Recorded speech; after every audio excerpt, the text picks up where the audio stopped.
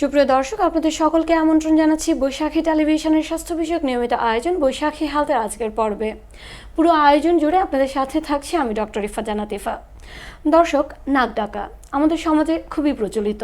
আমরা মনে করি নাক ডেকে ঘুমানো মানে খুবই নিশ্চিন্তের ঘুম, কিন্তু সকল ক্ষেত্রে কি তাই? কিছু ক্ষেত্রে না।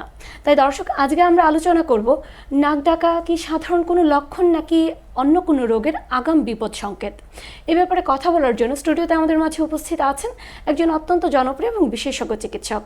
দর্শক, আমাদের মাঝে উপস্থিত আছেন ডক্টর মোহাম্মদ তামিম হোসেন স্যার, নাক কান গলারোগ বিশেষজ্ঞ অ্যান্ড হেড নেক সার্জারি বিশেষজ্ঞ, সহকারী অধ্যাপক BIHS general hospital, chief consultant, resonance ENT centre.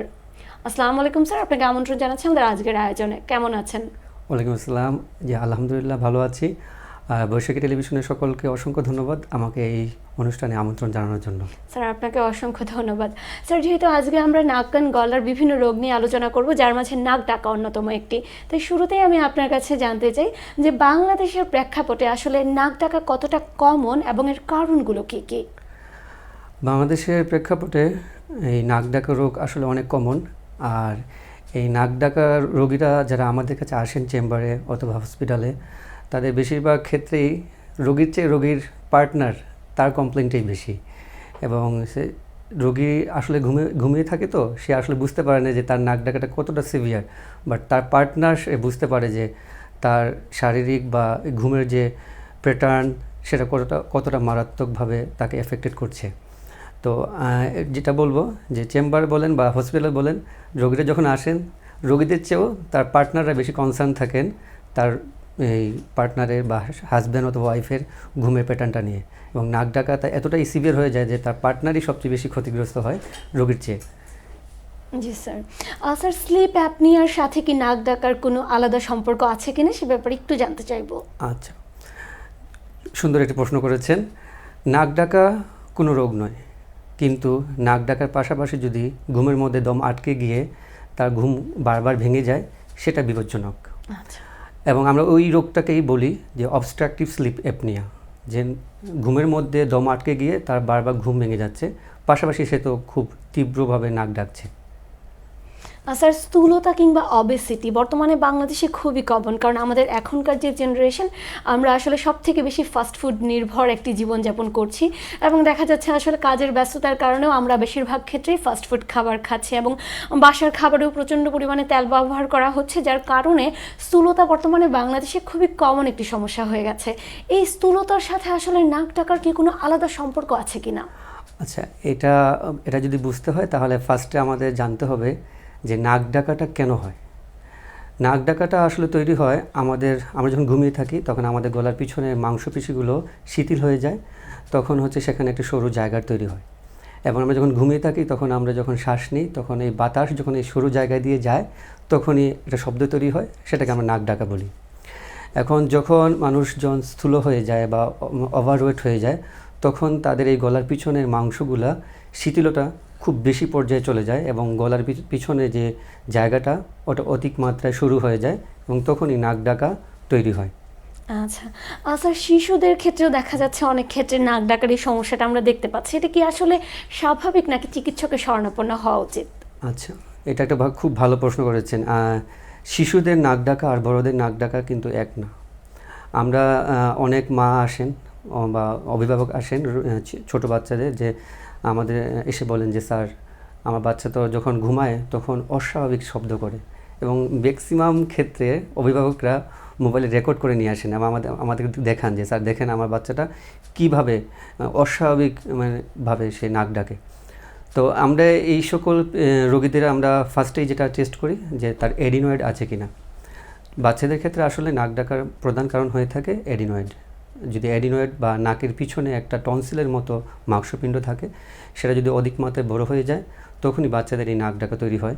এবং বাচ্চাদের ক্ষেত্রেও নাক ডাকাটা খুবই গুরুত্বপূর্ণ এই জন্য যে সকল বাচ্চা এরকম এডিনয়েডের জন্য নাক ডাকা তৈরি হয়, সে সকল বাচ্চাদের বয়স অনুপাতে তাদের মস্তিষ্কের যে বিকাশ হওয়ার কথা সেটা স্বাভাবিক থাকে না। এটা একটা কনসার্ন। অভিভাবকদের জন্য। আচ্ছা স্যার, এই যে নাক ডাকা এর সাথে কি নাকের হাড় বাঁকা বা অ্যালার্জি বা অ্যাজমা রোগী যারা আছেন তাদের ক্ষেত্রে কি এটা বেশি দেখা যায়? বা অনেক ক্ষেত্রে দেখা যাচ্ছে যে স্যার ইদানিং সময় অ্যাজমা রোগীরা যারা আছেন তারা আসলে খুব বেশি কমপ্লেইন এটা করেন, আবার যাদের পলিপ আছে তারাও এই কমপ্লেইনটা করেন। তো এই সমস্যাগুলোর সাথে কি আসলে নাক ডাকার কোনো আলাদা সম্পর্ক আছে কিনা? হ্যাঁ, নাক ডাকা সাথে আসলে অনেকগুলো রোগ সম্পর্কে জড়িত। যেমন হচ্ছে যে নাক, আমরা আসলে শ্বাস নিই দুইটা জায়গা দিয়ে, একটা হচ্ছে নাক আর একটা হচ্ছে গলা। এখন হচ্ছে যে যেখানেই সরু জায়গা তৈরি হবে, এখন যদি নাকে যদি পলিপের জন্য নাকে যদি সরু জায়গা তৈরি হয় সেখানেও নাক ডাকা তৈরি হবে। অ্যালার্জিক রাইনাইটিস বলেন বা অ্যালার্জির জন্য যদি তাকে ইনফিরিয়র টার্মিনেট, নাকের সামনে একটা মাংসপিণ্ড থাকে সেটাকে আমরা ইনফিরিয়র টার্মিনেট বলি, সেই ইনফিরিয়র টার্মিনেট যদি বড় হয়ে যায় সেক্ষেত্রেও নাকে একটা সরু জায়গা তৈরি হবে। এখন কথা, যে কোনো রোগ যদি নাকে অথবা গলায় সরু জায়গায় তৈরি করার জন্য দায়ী হয়ে থাকে সেটাই নাক ডাকার জন্য দায়ী। আচ্ছা স্যার, নাক ডাকার সাথে কি উচ্চ রক্তচাপ, ডায়াবেটিস মেলাইটাস, স্ট্রোক বা হাইপারটেনশন অথবা কোনো ধরনের হার্টের অসুখ এর কোনো সম্পর্ক আছে কি? হ্যাঁ, এটা একটা গুরুত্বপূর্ণ প্রশ্ন করেছেন। আমাদের কাছে যখন নাক ডাকা রোগীরা আসেন তাদেরকে আমরা যখন কাউন্সিলিং করি তাদেরকে ফার্স্টে আমরা বলি যে আসলে নাক ডাকা অনেকে মনে করে যে কোনো রোগ না, কিন্তু দীর্ঘদিন ধরে নাক ডাকছে এরকম রোগীদের আমরা যেটা পাই, এই নাক ডাকার জন্য তাদের উচ্চ রক্তচাপ তৈরি হয়, প্রেশার বেড়ে যায়, তাদের হার্ট অ্যাটাকের ঝুঁকি বাড়ে, এবং যারা নাক ডাকেন তাদের আসলে ঘুমের সময় শরীরের পর্যাপ্ত পরিমাণে অক্সিজেন সরবরাহ থাকে না। তার জন্য তাদের এই হার্ট এবং ব্রেইনে অক্সিজেন সরবরাহ ঠিকমতো না হওয়ার জন্য ব্রেন স্ট্রোকের ঝুঁকি বাড়ে এবং হার্ট অ্যাটাকের ঝুঁকি বাড়ে। এবং আরেকটা গুরুত্বপূর্ণ কথা, যারা নাক ডাকেন তাদের যদি ডায়াবেটিস হয়ে থাকে তাদের কিন্তু শরীরে ইনসুলিন রেজিস্ট্যান্স হয়ে যায়, ইনসুলিন ঠিকমতো কাজ করে না, পরে তাদের জন্য ডায়াবেটিসটা কন্ট্রোল করা খুবই দুরূহ হয়ে পড়ে, কঠিন হয়ে পড়ে। এবং হচ্ছে যে এই সকল রোগীরা, তাদের ক্ষেত্রে আরেকটি গুরুত্বপূর্ণ বিষয় যেটা খেয়াল করা যায়, নাক ডাকা রোগীরা কিন্তু সারাদিন অনেক ঝিমুনিতে থাকেন। তার ফলে এই রোগীরা যখন ড্রাইভ করেন বা গাড়ি চালান অথবা কোনো কাজে আছেন তাদের ক্ষেত্রে কিন্তু মারাত্মক কোনো দুর্ঘটনা ঘটে যেতে পারে। আচ্ছা স্যার, যেমনটা আপনি বলছিলেন যে নাক ডাকার যে রোগীরা আছেন তাদের ক্ষেত্রে দেখা যাচ্ছে যে দিনের বেশিরভাগ সময় তারা ঝিমুচ্ছেন, মাথা ব্যথা থাকছে, তারা কোনো কাজে মনোনিবেশ করতে পারছে না। তো এক্ষেত্রে দেখা যাচ্ছে অনেক ক্ষেত্রে আমরা অবহেলা করছি, ডক্টরের শরণাপন্ন হচ্ছি না। তো আসলে স্যার কখন ডক্টরের শরণাপন্ন হওয়া উচিত, এবং এই যে লক্ষণগুলোতে তারা সাফার করছেন এর কারণটা কি? হ্যাঁ, সুন্দর একটা প্রশ্ন করেছেন। কখন ডক্টরের শরণাপন্ন হওয়া উচিত? আমরা 3টি লক্ষণের কথা বলি। যদি এই 3টি লক্ষণ থাকে তাহলে খুব দ্রুত নাক কান গলা বিশেষজ্ঞ ডাক্তারের শরণাপন্ন হওয়া উচিত। 1, রাতে প্রচণ্ড নাক ডাকছে এবং হুট করে তার দম আটকে গিয়ে সে ঘুম থেকে জেগে উঠছে।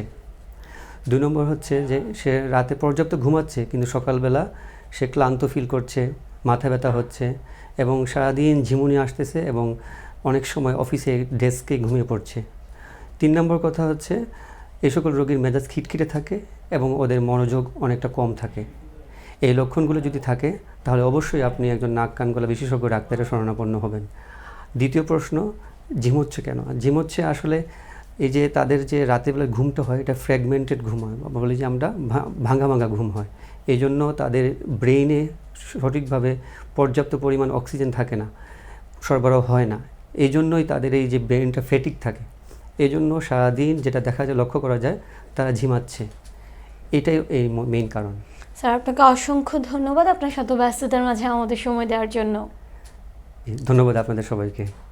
আর দর্শকদের উদ্দেশ্যে আমি একটি কথাই বলবো, নাক ডাকার যে রোগীরা আছেন তাদের একটা যদি বলি যে একটা নিয়ম ফলো করবেন, সেটা হচ্ছে লাইফস্টাইল যদি আপনারা ঠিকমতো ফলো করেন। কী কী লাইফস্টাইল হতে পারে? যেটা হচ্ছে যে ওজন কমানোর জন্য বা ওজন ঠিক রাখার জন্য যেই সকল লাইফস্টাইল দরকার সেগুলো ফলো করবেন। কেউ যদি স্মোকিং করেন বা অ্যালকোহল ইনটেক করেন সেগুলো পরিত্যাগ করবেন, এবং কারো যদি চিত হয়ে শোয়ার অভ্যাস থাকে আপনারা সেটা পরিবর্তন করে কাত হয়ে শোয়ার অভ্যাস গড়ে তুলুন। এই লাইফস্টাইলগুলো যদি মডিফাই করতে পারেন তাহলে ইনশাল্লাহ বলা যায় আপনার নাক ডাকা রোগটা অনেকটাই কমে যাবে এবং আপনি সুস্থ থাকবেন, আপনার এবং আপনার পরিবার সুস্থ থাকবে। স্যার আপনাকে অসংখ্য ধন্যবাদ আপনার সময়ের জন্য। জি, ধন্যবাদ আপনাদের সবাইকে। সুপ্রিয় দর্শক, এই মুহূর্তে আমরা অনুষ্ঠানের একেবারেই শেষ পর্যায়ে চলে এসেছি। পরবর্তী পর্ব দেখার আমন্ত্রণ জানিয়ে বিদায় নিচ্ছি। সুস্থ থাকবেন, ভালো থাকবেন, আল্লাহ হাফেজ।